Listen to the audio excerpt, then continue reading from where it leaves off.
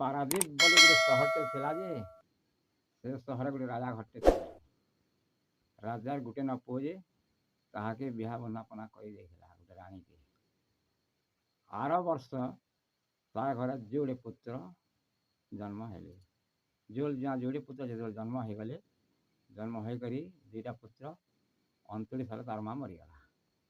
ତାର ମା ଯେତେବେଳେ ମରିଗଲା, ଟୁପି ଦାସୀ ଯେତେ ଥିଲେ ପରିବାର ଦୁଇଟା ଶିଶୁମାନଙ୍କୁ ଆନନ୍ଦ କରି ଲାଲନ ପାଳନ କରି ଖୁଇ ପିଇ କରି ବଡ଼ ଭାଇ ଚାଲିଲେ ଆଗକେ। ଆଉ ରାଜା ତାର ବହୁତ ଗୁଡ଼ିଏ ଚିନ୍ତାରେ ରହିଗଲେ।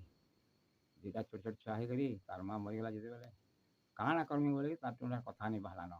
ମନ୍ତ୍ରୀ ତାହାକେ ବୁଝେଇ ବୁଝେଇକରି ତାହାକେ ପୁତ୍ରମାନଙ୍କୁ ଦେଖିକି ତମେ ରୁହ, ଆଉ ଏଇଟା ତମେ ବିମୁଖ ହେଲେ ନେଇ ହେଇପାରେ ରାଜା ବୋଲି ମନ୍ତ୍ରୀ ପଦେ ପଦେ ବୁଝେଇ ବୁଝା ଦଉଛନ୍। ଆର୍ ବି ଯେତେ ଗାଁର ଭଦ୍ର ବ୍ୟକ୍ତିମାନେ ବି ରାଜା ଘରକେ କହୁଛନ୍ ମୁଖ୍ୟ ଲୋକମାନେ। ଯେତେବେଳେ ଶିଶୁମାନଙ୍କୁ ବଞ୍ଚାଲେ ଟୁପି ଦାସୀମାନେ ଆଇନ କରି ତାହାକେ ଲାଲନ ପାଳନ କରି ତାହାକୁ ପାଳନ କଲେ ବଲ୍ ପାଳନ କଲେ। ଆସ୍ତେ ଆସ୍ତେ ପୁତ୍ରମାନେ ତିହାର ହେଇକରି ଅନ୍ୟ ବଢ଼ି ଚାଲିଲେ ଆଗକେ। ବଢ଼ି ଚାଲି ଧରିକି କେତେ ରାଜା ଘରେ କଲେ କେତେ କରିକିରି ନାମକରଣ ଦେଲେ। ତାଙ୍କର ନାଁ ମାନେ ହେଲା ବଟାନା ଶିଶୁ, ବଟାନା ଶିଶୁ ଆଉ ବସନ୍ତ। ଶିଶୁ ବସନ୍ତ ବୋଲିକିରି ଦି ଭାଇ ନାଁ ଦେଲେ। ସେମାନେ ବଢ଼ତେ ବଢ଼ତେ ବଢ଼ତେ ବଢ଼ି ଚାଲିଲେ। ଯେତେବେଳେ ଶିଶୁମାନଙ୍କୁ ହେଇଗଲା 7-8 ବର୍ଷ, ରାଜା ଟିକେ ଚିନ୍ତା କଲେ। ପୁତ୍ର ଯୋଡ଼ିକେ ଦେଖିକରି ରହିଗଲେ। ଏତେ ମନ୍ତ୍ରୀ ନ ଦିନେ ବୋଇଲେ ରାଜା ବାବୁ ଯୋଡ଼ିକ ତ ସବୁ ତାଙ୍କର ବନିଗଲା, ଆର ଅସୁବିଧା କାଣା ଆପଣଙ୍କର ଅସୁବିଧା ଅଛି ବୋଲେ ଗୋଟେ ରାଣୀ ମା ଗୋଟେ କେଉଁ ଦେଖୁଁ ଆନମା। ହଁ ମନ୍ତ୍ରୀ ମୁଇଁ ବି ତ ସେନ୍ତା ଭାବୁଛେଁ ଯେ ହଁ ଠିକ୍ ଅଛି ଆୟୋଜନ କରୁଁ ଆର୍ ଦେଖମା ଗୋଟେ ରାଣୀରେ ବୋଲେ। ଗଲେ ଯେ ଗୋଟେ ସହରୁ ରାଜା ଘର ଝିଅଟେ ସୁନ୍ଦରୀଟା ଗୋଟେ ଥିଲା। ତାହାକେ ପଦ୍ମାବତୀ ରାଣୀ ତାହାକେ ମାଗଲେ ଆଉ ମୋତେ ତମର ଝିଅକେ ଦିଅ, ମୁଇଁ ଆଉ ବାହା ହେମି। ବୋଲେ ଗୋଟେ ବାହା ହେଇଥିଲି ମୋର ଯୋଡ଼େ ପୁତ୍ର ହେଇକରି ସେ ମରିଗଲେ ବୋଲେ ଦେବ କାଁ ବୋଲି ପଚାରିଲେ। ହଁ ଜମା ବୋଇଲେ ଏଡ଼େ ଧନୀ ମାନି ରାଜା ଦେଲା କାହାକେ ଦମୁ ବୋଇଲେ ତାହାକୁ ବିହା ବନ୍ଦାପନା ଲଗ୍ନ ବାହନ ରଖିକରି ଦେଇଦେଲେ। ସରିଗଲା ଭଲ ସରିଗଲା। ତାକେ ଆସ୍ତେ ଆସ୍ତେ କରି ଯେତେବେଳେ 3 ବର୍ଷ 4 ବର୍ଷ ହେଇଗଲା ତାର ଗର୍ଭେ ସନ୍ତାନ ନି ହେଇପାରିଲେ। ش ପାରିଲେ ସେ ଟିକେ ବି ମମୁନି ହେଲା ଛୁଆମାନଙ୍କୁ ପାଳନ ଲାଲନ ଟିକେ ଦେଖିଲେ ବି ଦେଖୁଛେ ଟିକେ ଟିକେ ପାଠ ଶାଠ ପଢ଼ିଛନ୍ତି ଛୁଆମାନେ ହେନ୍ତା ଦେଖିଲେ ବି କମ୍ କମ୍ ଦେଖୁଛେ। ଆରୁ ଲାଷ୍ଟକେ ବଲୁଛି ଯେ ମୋର ପୁତ୍ର ନି ହେଇପାରିଲେ ମୋର ଘରमे ଏଇଟା ପାଳନ ଲାଲନ କରି ରହିଯିମି ବୋଲେ ପରେ ଅସୁବିଧା ମୋତେ ହେବା କି ନି ହେନ୍ତା ତ ବୋଲି ଭାବୁଛି ମନେ ମନେ। ଇ ସମୟ କିଛି ହେଇନି ରାଣୀ ଘରେ ଥିଲେ ଗୋଟେ ଋଷି ପ୍ରବର ଗୁଡ଼ିଏ ପହଞ୍ଚିଲେ ଭିକ୍ଷା ଦାନ କରି। ମାତା ଭିକ୍ଷା ମୁଠେ ଦିଅ ମାତା ବୋଇଲେ ଟୁପି ଦାସୀ ମାନେ ସିନା ଆଣିଦେତେ ନେଇଯାଅ ବୋଲି କହିତେ ରାଣୀ ନିଜେ ଆଣିଦେଲା ପଡ଼ିଲା। ବିମୁଖ ହେଲେ ଋଷି ପ୍ରବର ଜାଣିପାରିଲେ କାଣା ମାତା କାଣା ତମେ ଟିକେ ବିମୁଖ ଭଳିଆ ଜଣାପଡ଼ୁଛ ତ ରାଜରାଣୀ କାଣା ଚାଲ ତୋର ସମ୍ପତ୍ତି କରି ତମର କାଁ ଚିନ୍ତା ବନ୍ତା ବୋଇଲା। ହଁ ଋଷି ପ୍ରବର ଠିକ୍ କହିଲ ଯେ ବାକି ମୋର ଘରେ ସନ୍ତାନ ପୁତ୍ର ନାହିଁ ଯେ ମୋତେ ଟିକେ ଦୁଃଖିତ ଲାଗୁଛି। ଗୋଟେ କଥା କର୍ବ ମା ହେନ୍ତା ହେଲେ ବେଲା ନାଇଁ ଆମର ଆଣିଥିଲେ ଯେତେବେଳେ ଗୋଟେ ରାଣୀ ତାହା ଘର ଯୋଡ଼େ ବାବୁ ସେମାନେ 7-8 ବର୍ଷ ହେଇଗଲାନ ପାଠ ଶାଠ ପଢ଼ି ଯାଇଛନ୍। ଓହୋ ହେନ୍ତା କେଁ ରାଣୀ ମା ଗୋଟେ କଥା କର ଆଉ ମୋତେ ଋଷି ଦେଇଥିଲେ କହିଲେ ବୋଲି ନି କହ ରାଜାକି ଯାହା ତ ଟିକେ ସବନା ସଜା ତମେ ଗୋଟେ ବୁଝେଇଲି ଦେସିଁ ବୋଇଲି ଯେ ତମେ ବୋଲବ କି ନି ରୁଷବ ରୁଷବ ରାଜା ବୋଲବ ନାଇଁ ନାଇଁ ମୁଇଁ ସ୍ୱପ୍ନ ଦେଖିନି ଆଜି ଯେ ହେ ରାଜପୁତ୍ର ଦୁଇଟାକେ ମାରି ଦେଇକରି ତାର ରକ୍ତ ଟୀକା କର୍ମି ଉଟାକେ ପଇତା କର୍ମି ସାଙ୍ଗେ ସାଙ୍ଗେ ଉପବାସନ ରହିକରି ପୂଜା ପାଠ ମନ୍ଦିର ଯିମି ବୋଲି କହବ ମନ ଘର ସନ୍ତାନ ନି ହେଇପାରେ ବୋଲେ ଋଷଭ ନେଲେ ନି ବୋଲବ ବୋଲେ ମୋର ଘରକେ ମୋତେ ନେଇ ଦିଅ ବୋଲି କହବ। ହଁ ଠିକ୍ ଅଛି ଋଷି ମହାରାଜ ବେଲା ଆର୍ ଅତା କରି ଚାଉଳ ଶାଗ ଦେଲା ଆଉ ଋଷି ପ୍ରବର ପଳାଲି। ଥିଲା ଆର ଦିନ ଆସିଲା ରଜା ଟିକେ ଆସିକି ବିମୁଖ ହେଇକି ସଫଲା ହେଲେ ଅଛି କାଣା ରାଣୀ ତମେ ତ ଦୁସରା ଆଜି ଜଣା ପଡ଼ୁଛ ବେଲା ରାଜା।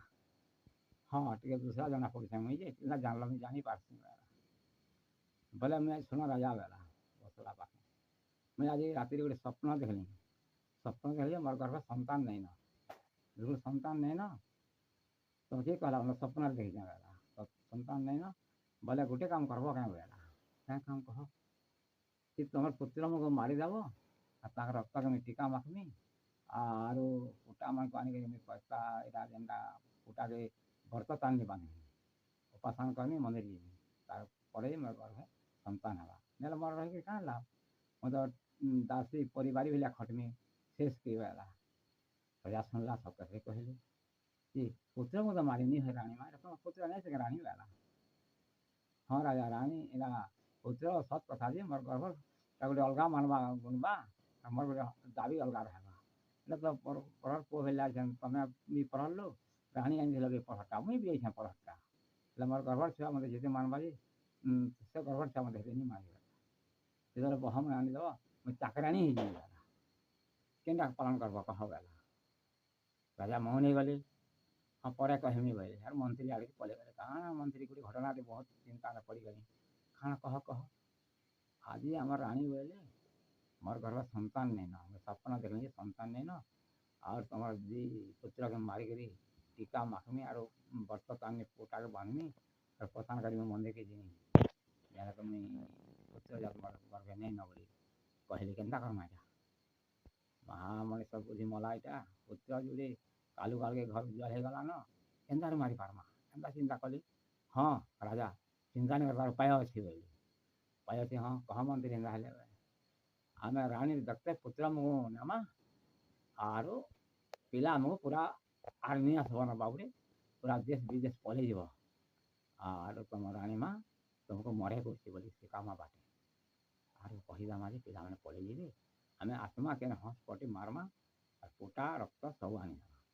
ହଁ ଠିକ୍ ବୁଦ୍ଧିରେ କହିଲା ରାଜା ଠିକ୍ ବୁଦ୍ଧିରେ କହିଲା ହେନ୍ତା କର୍ମା ଯାଉଁ ବୋଲେ ପଳେଇ ଆସିଲେ ରାଣୀ ନିକି ହଁ ରାଣୀ ବୋଇଲେ ତମେ କଥା ହବ ବୋଇଲେ ମନ୍ତ୍ରୀ ରାଣୀ ମା କାଣା ଆଉ ଭାବୁଛ କାଣା ଭାବମି ମନ୍ତ୍ରୀ ରାଜା କହିଦେଇଛନ୍ ରାଜା କହିଲେ କେନ୍ତା ତମକୁ ହଁ କହିଛନ୍ ହାଟା ହେବା ବୋଇଲେ କେତେ କର୍ବ ବୋଇଲେ ଆସବା ସୋମବାର ଆগে ଆମେ କରିଦେଉଛୁଁ ହଁ ରେଡ଼ି ଯ ପରଦିନକେ ସୋମବାର ଅଛି ବୋଇଲେ ସୋମବାର ଦିନ ତୁମେ ରେଡ଼ି ହେଇଥ ହଁ ମୁଁ ଉପାସରେ ରହୁଛେ ହେଦିନ ରାଜା ପିଲାଙ୍କୁ କହିଲେ ଡାକି ନେଲେ ଗୋଟେ ଜାଗାକେ ଏ ବାବୁମାନେ ତୁମ ରାଣୀ ମା ତୁମକୁ ମରେ କରୁଛି ଯେ ତୁମକୁ ନି ମାରିକରି ଆମେ ଛାଡ଼ିଦେମୁ ପଳେଇଯିବ ବିଦେଶ ଆଡ଼େ କାଲେ ବି ତ ତୁମର ରାଣୀ ମା ତୁମକୁ ମହଡ଼ା ବି ଦେଇଦେବା ହେଲା ମାରବାଟା ପକା ତୁମକୁ ବୋଲେ ତୁମକୁ ହିଂସୁ ରଖଲାନ ପୁତ୍ର ନି ବୋଲେ ବୋଲେ ତାହାକୁ ମାରି ଆନ ରକ୍ତ ଟିକା କରମି ପଇତା ପକାମି ୟା ପଇତା ବସିନ ବ୍ରତ କରମି ତାନି କରମି ଉପବାସ କରମି ବୋଲି କହୁଛି ନାଇଁ